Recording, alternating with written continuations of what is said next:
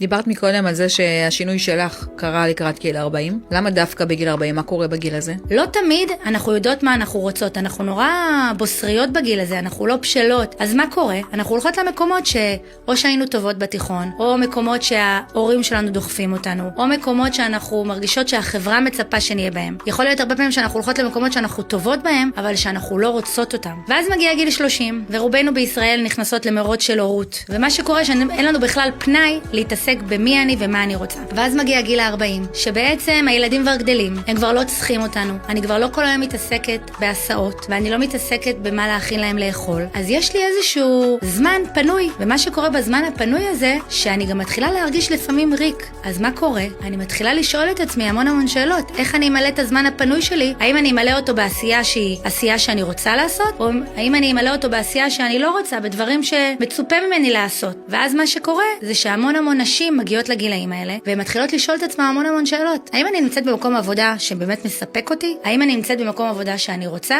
והרבה פעמים נשים מבינות שזה הזמן שלהם לעשות את השינוי.